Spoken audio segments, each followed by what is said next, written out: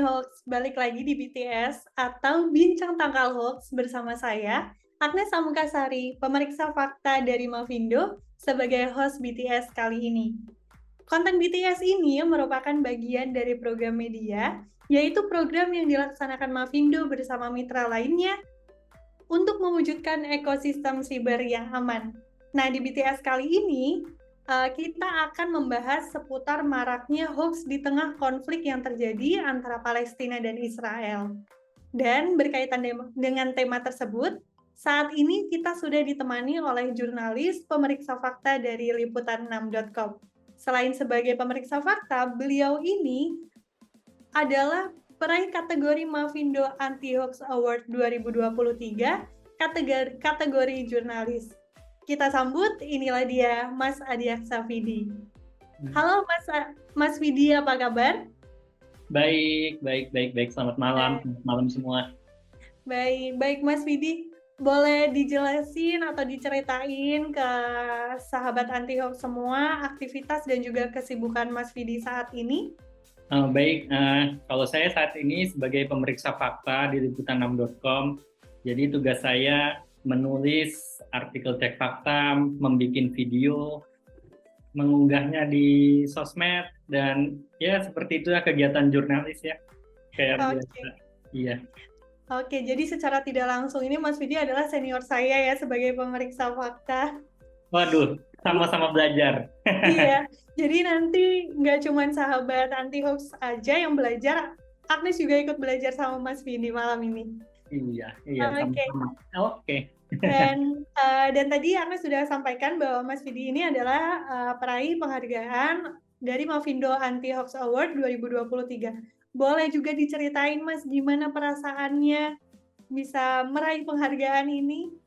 Aduh, bangga ya, dan senang juga karena menjadi salah satu pemenang di Mavindo Award gitu, jadi jurnalis teranti hoax katanya. Padahal banyak juga jurnalis-jurnalis lain yang di luar sana yang teranti hoax, cuman yang kepilih alhamdulillah saya, jadi bangga sih, senang aja gitu.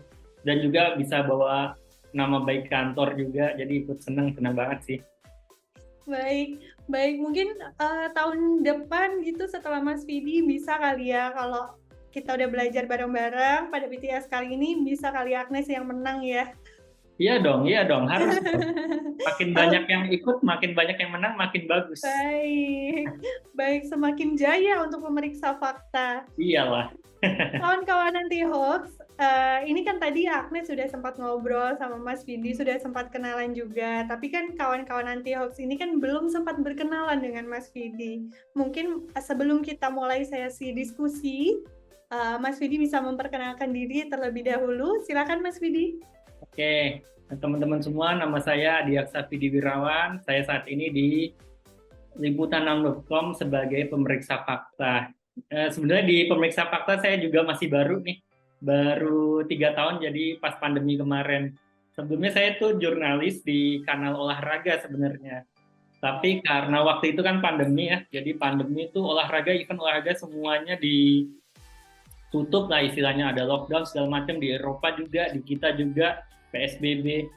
Jadi akhirnya di redaksi itu ada pemindahan tugas gitu, rotasi. Jadi emang waktu itu pandemi, banyak hoax, banyak disinformasi, misinformasi. Ya udah deh, kita harus bikin tim nih untuk edukasi masyarakat gitu, untuk terkait pandemi waktu itu, terutama ya pandemi COVID-19, karena kan informasinya simpang siur, bahkan dari dalam negeri, dari luar negeri, semuanya tuh bingung gitu, karena penyakitnya kan emang baru ya. Jadi makanya aku ditugasin, dirotasi, pindah ke tim cek fakta liputan6.com ini, dan alhamdulillah masih betah di sini.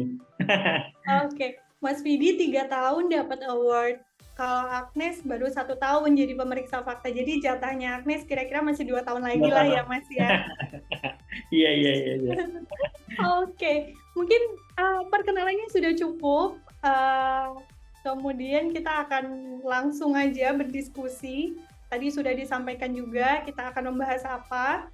Nah, kita mulai dari pertanyaan yang simpel dulu Mas Vidi.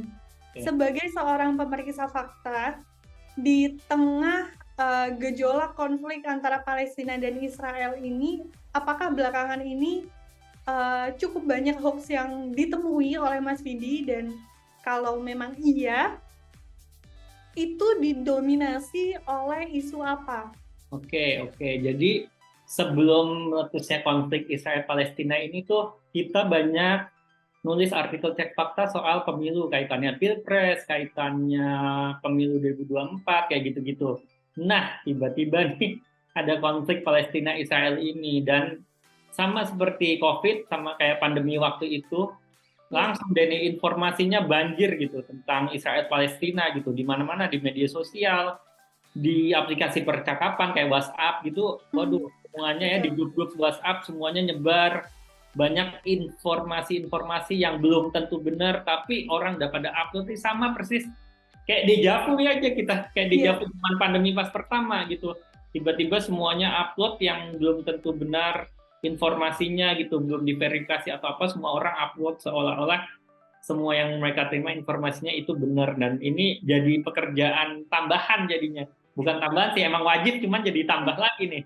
Yang di Liputan 6, di teman-teman yang lain, kayak Mavindo juga, kayak Tempo, Tirto, dan semuanya media deh.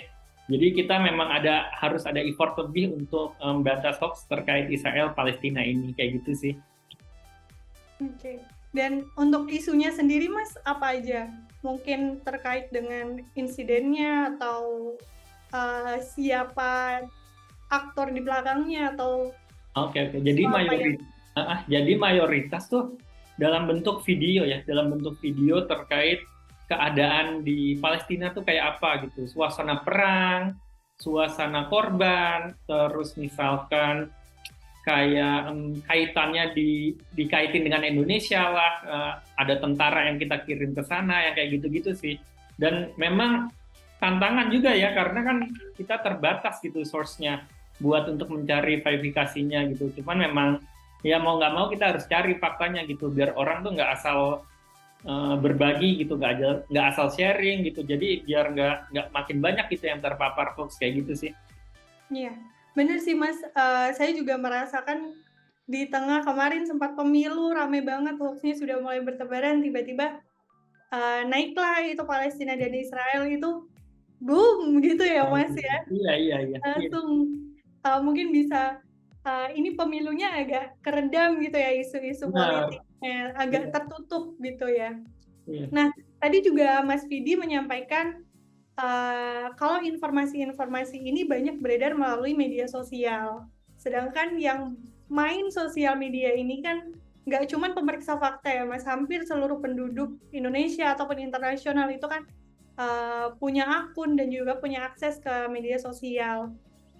Uh, dari Mas Vidi sendiri, sebagai seorang pemeriksa fakta, bagaimana cara Mas Vidi itu bisa membedakan ini tuh berita benar atau berita bohong atau disinformasi dalam konteks terkait Palestina dan Israel ini, Mas?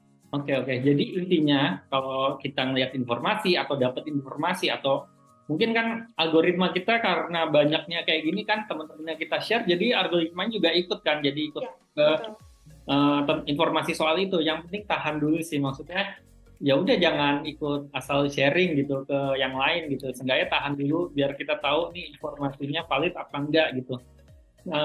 Itu pun sudah membantu gitu, kalau kalau kita tahu istilah p-banking ya kayak gitu kita tahan dulu gitu, kita udah tahu nih bahwa informasi ini tuh belum tentu benar semua gitu, kita harus curiga semua informasi yang kita terima, meskipun kita sebagai Indonesia pasti kita belanya Palestina sih, pasti sih, Ya, maksudnya masyarakat umum juga pasti sama kayak saya, sama semuanya pasti belanya Palestina. Cuman ya kita tempatkan diri kita bahwa ya jangan asal share yang klaim-klaim yang belum tentu benar soal Palestina ataupun soal Israel gitu, karena nantinya pasti kalaupun salah agak susah nih, soalnya kalau udah nyebar sekali hmm, aja banyak gitu, efeknya tuh banyak gitu. Jadi mendingan kalau terima informasi atau lihat informasi tahan dulu aja, kayak gitu sih kalau dari aku. betul. Mungkin ini sedikit sharing juga ya, Mas ya, sebagai seorang pemeriksa fakta juga. Jadi kalau kawan-kawan hoax itu tahu, apa ya, pemeriksa fakta satu Indonesia kalau dikumpulin itu tuh jumlahnya tidak seberapa. Benar Jadi benar. ketika kawan-kawan punya informasi yang ternyata itu adalah informasi yang salah, itu kan gampang sekali menyebarnya. Sedangkan dari kami, pemeriksa fakta, itu punya keterbatasan, entah itu dari kuantitasnya, atau mungkin kita akan membuat di banknya, tapi untuk persebaran di banknya ini sendiri pun lebih sulit ya Mas, jika dibandingkan dengan persebaran hoax-nya sendiri. Benar-benar, dan itu emang masalah kita sebagai pemeriksa fakta dari dulu ya.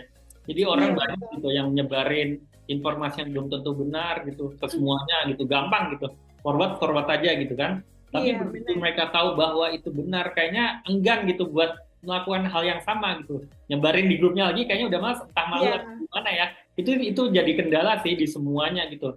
Dan benar kata Agnes tadi, keterbatasan dari kita tim cek fakta atau jurnalis secara umum ya.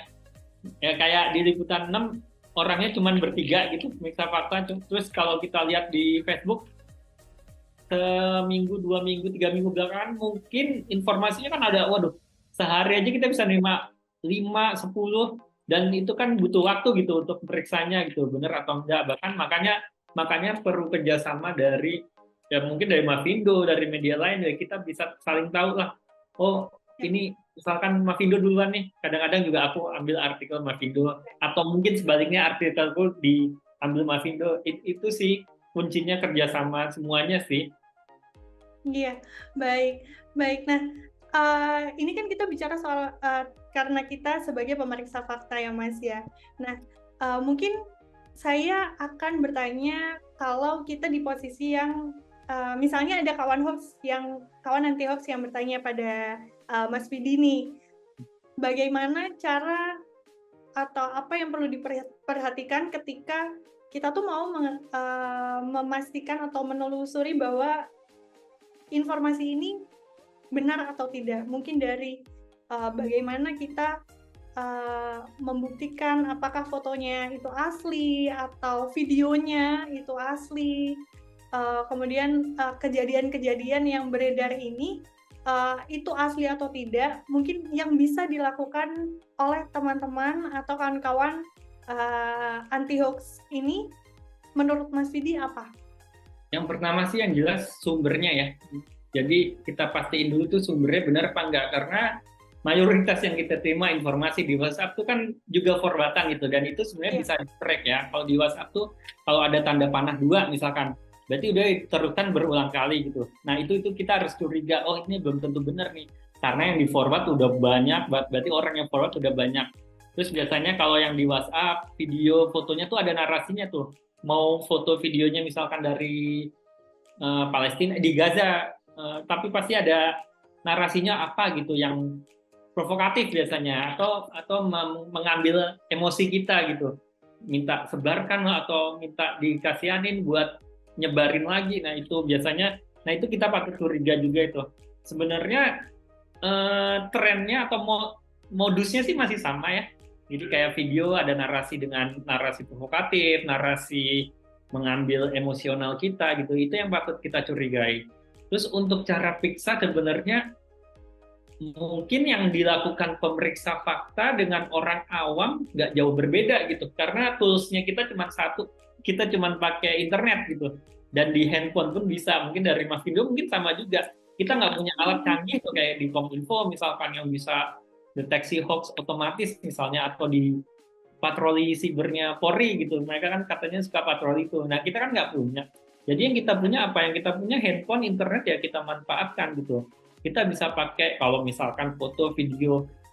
Kalau di kita ya di Liputan 6 biasanya pakai Yandex, dan itu emang terbuka untuk umum. Kita tinggal crop aja foto atau videonya, kita masukin di Yandex. Kalau memang video itu video lama, biasanya udah ke di Bawah tag banget. sendiri tuh, oh iya pernah diupload nih videonya, dan kita bisa tracking sendiri gitu. Atau kalau misalkan udah males banget nih, aduh males nyarinya gitu, ya udah segampang ketik aja di Google, cek, tinggal ketik. Kalau aku biasanya nih, bahkan aku sendiri kadang sering gitu, cek fakta Israel serang warga Palestina.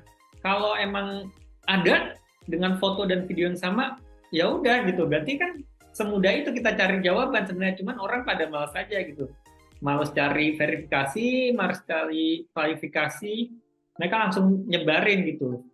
Atau bahkan kalau yang gampang lagi kan Mavindo juga punya chatbot, Liputan 6 juga punya chatbot gitu. Kalau emang males banget ya tinggal tanya ke chatbot. Nanti kalau emang kita udah ada artikelnya kan dijawab otomatis, kayak gitu sih biasanya. Iya betul. Jadi memang harusnya internet ini ya jangan dipakai untuk ya udah asal share aja deh, asal share aja. Tapi untuk kita make sure lagi apakah oh ini benar atau tidak. Sebenarnya itu bisa dilakukan semuanya di internet begitu ya Mas ya. Benar-benar. Dan trennya selalu sama sih. Biasanya kalau hoax yang aku lihat yang soal Israel Palestina ini video-video lama atau video-video di tempat lain, tapi dinarasiinnya seolah-olah berada di konflik Israel Palestina sekarang di Gaza gitu misalkan. Kayak gitu sih yang aku lihat trennya. Jadi emang kita harus waspada gitu. Oh, seolah-olah ini kejadiannya hari ini, padahal mungkin itu video 3 tahun lalu, 4 tahun lalu. Itu sih yang harus kita cermat gitu untuk melihatnya atau menerima informasi. Oke, baik. Ini panjang sekali ya. Tapi semua isinya, kalau kata orang sekarang, isinya daging semua gitu, Mas. Oke, mungkin bisa lanjut ke pertanyaan selanjutnya. Tadi kan Mas Widi sudah sampaikan kalau dapat informasi yang mungkin sudah di-forward berkali-kali, itu kita patut curiga, kita patut menduga bahwa informasi ini rawan konten atau disinformasi begitu ya. Nah, selain kita bisa melakukan tadi googling gitu, misalkan cek fakta apakah Israel menyerang Gaza gitu, ada hal lain nggak Mas yang bisa dilakukan kawan-kawan anti hoax ini kalau menemukan informasi yang diduga adalah disinformasi atau informasi yang salah? Oke, kalau emang udah tahu, oh ternyata salah nih infonya gitu. Semua media sosial ada fitur yang namanya report. Nah, jadi kalau emang nemu yang udah tahu jawabannya, kira-kira udah ketemu, oh ini kayaknya hoax nih, udah ada artikelnya gitu, artikel debangnya gitu. Kita bisa report gitu, kita bisa report ke Instagram, ke Facebook. Caranya juga gampang banget. Biasanya di postingan itu di kanan atas ada 3 titik gitu, tinggal klik, tinggal report, ntar terus ada tulisannya yang dipermasalahin apa ujaran kebencian, atau videonya salah, atau videonya spam, segala macam itu bisa dilaporin. Seenggaknya kita bisa bantu teman-teman yang lain, dan bahkan bantu kita sebagai pemeriksa fakta, oh ini ada konten yang salah gitu. Kalau di Liputan 6 kebetulan punya dashboard-nya dari Facebook, jadi kita bisa ngeliat tuh yang lagi trending tuh, yang lagi dibahas orang apa gitu di media sosial milik Meta, Facebook, Instagram, dan sebagainya itu. Jadi kita bisa lihat dengan adanya report ini biasanya juga dilaporin gitu ke kita, ini bener apa enggak sih, kayak gitu sih. Jadi fitur report lah itu yang bisa kita lakukan kalau emang untuk mencegah disinformasi lebih luas lagi kayak gitu. Oke. Jadi memang ini semua membutuhkan peran tidak hanya dari pemeriksa fakta, tapi juga dari kawan-kawan anti hoax semua ya. Benar, dan justru peran besarnya justru di kawan-kawan di anti hoax gitu. Kalau kita buat artikel seakurat mungkin, sefakta mungkin ibaratnya, tapi kalau nggak dibaca, nggak diterusin kan percuma gitu. Maksudnya yang penting kan penyebaran ya sebenarnya, distribusinya ke masyarakat, ke teman-teman anti hoax semua, ke keluarganya mungkin yang nggak tahu, atau ke teman sebangkunya kalau masih sekolah atau masih kuliah, kan itu satu aja kita cegah orang hoax itu kan dampaknya bagus gitu. Jadi kuncinya selain kita harus melakukan cek fakta dulu, selain itu juga kita harus mengantisipasi persebarannya, begitu ya Mas ya. Kita nggak boleh asal share gitu. Tapi ada ada cara khusus atau bagaimana sebaiknya kita bisa menghindari penyebaran informasi palsu atau hoax terkait konflik Palestina dan Israel ini, Mas? Ya kayak yang aku bilang dari awal ya, at least kalau emang kita masih bingung nih informasinya benar atau enggak, ya udah tahan dulu gitu. Jangan sampai yang kita nggak tahu kita asal sebarin, nanti aja lah klarifikasi carinya info, yang penting gue sebarin dulu, yang penting follower gue tahu nih kalau gue juga peduli Palestina, oke, semua orang peduli gitu. Cuman kalau informasinya nggak benar kan jadi malah bikin orang tersesat, istilahnya teman-teman kita Oke. tersesat gitu.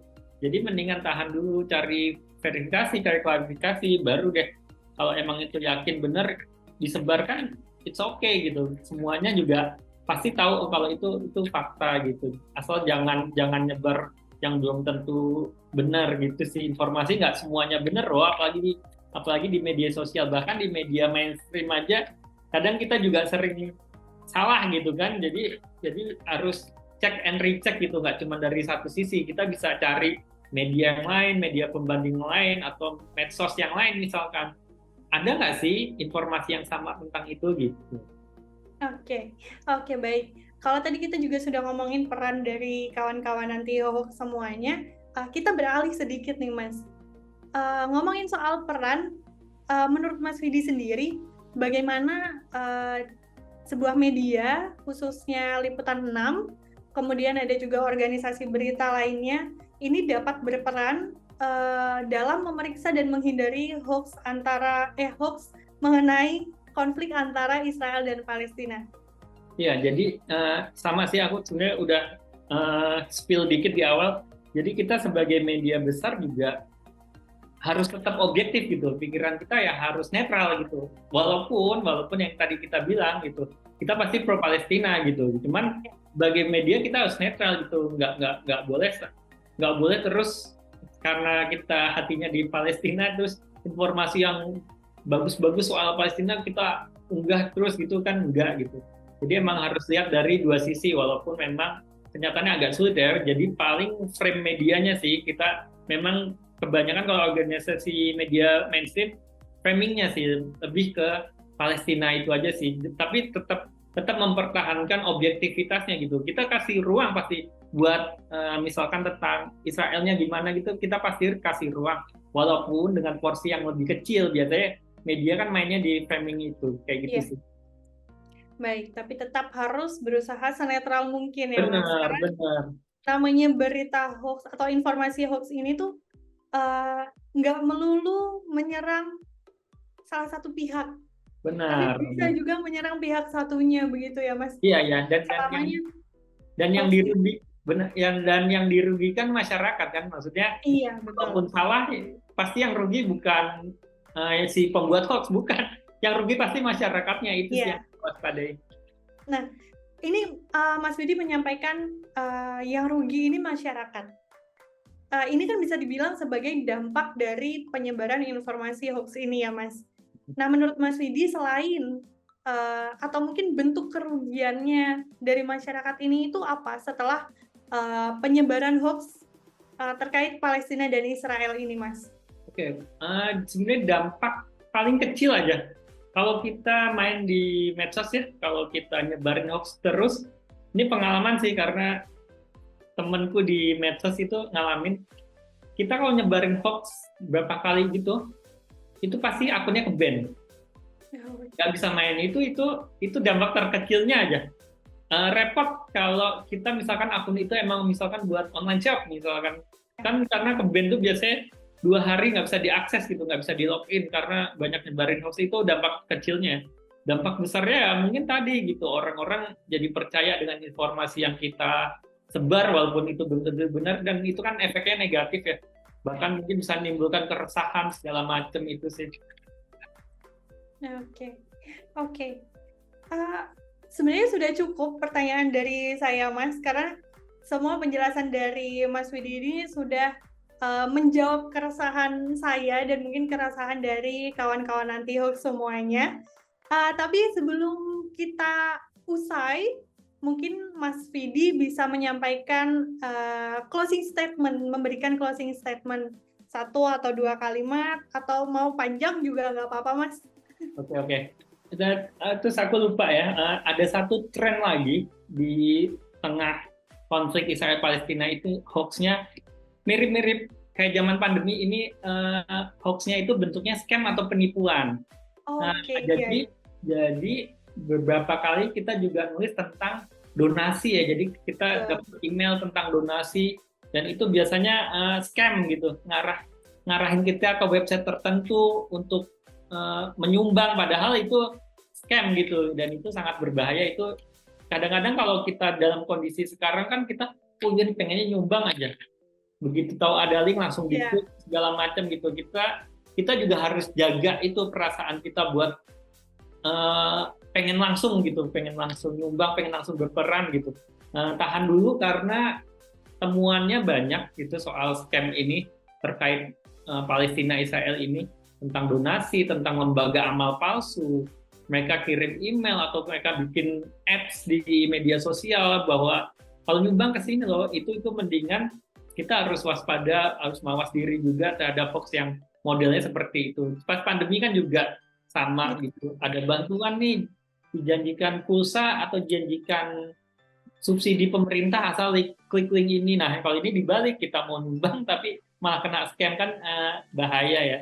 Terus kalau pesannya sih, kalau aku boleh nyampein, kalau kita ingat zaman dulu ada namanya kuis cerdas cermat. Nah, itu sih kalau yang bisa kita terapin sekarang, cerdas menerima informasi, cermat dalam membagikannya. Jadi cerdas menerima informasi itu ya kita lihat, kita analisa informasinya benar apa enggak, postingan di media sosial yang kita lihat itu benar apa enggak, kita verifikasi, banyak sumber, banyak, dan gampang kok sebenarnya, maksudnya semuanya juga bisa jalanin, dan cermat dalam membagikannya.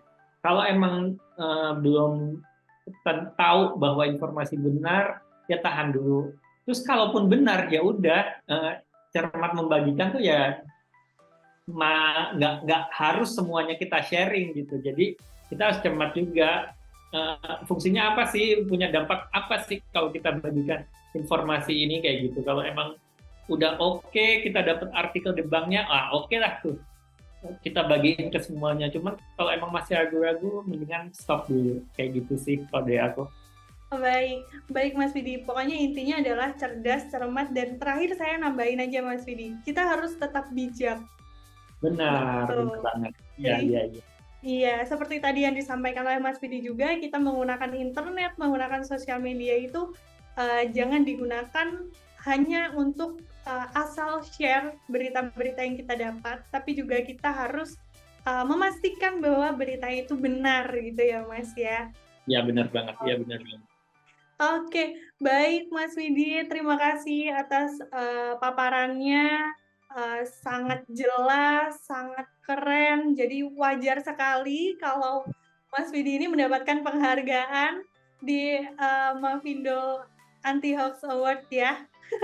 Pasti semoga yang aku jelasin bisa membantu teman-teman, makin banyak yang tergugah untuk nyebarin konten-konten tentang konten-konten pre-banking yang dibuat oleh teman-teman Mavindo, yang dibuat oleh liputan6.com gitu. Jadi semuanya makin teredukasi, nggak gampang terpapar hoax itu sih. Baik, baik, terima kasih sekali lagi Mas Widi atas waktunya. Nah, sahabat anti hoax juga bisa komen di bawah tentang pendapat atau tanggapan terkait konten BTS kali ini. Dan juga kawan-kawan juga bisa komen konten apa yang akan seru dibahas di episode selanjutnya. Jangan lupa juga untuk subscribe YouTube Mavindo untuk konten edukatif dan seru yang lainnya. Nah, mungkin bisa ditutup ya Mas Widi ya. Sepertinya kita sudah lama ngobrolnya, sudah cukup jelas juga. Nanti kalau ada pertanyaan, kawan-kawan anti hoax juga bisa komen di bawah. Jadi nanti bisa dibalesin sama Agnes nih. Nanti Agnes kalau tahu jawabannya langsung balas, tapi kalau nggak tahu nanti saya chat Mas Widi dulu gitu ya. Oke. Oke, dengan ini saya, Agnes, dan juga Mas Widi pamit undur diri. Sampai jumpa di episode BTS selanjutnya. Terima kasih semuanya.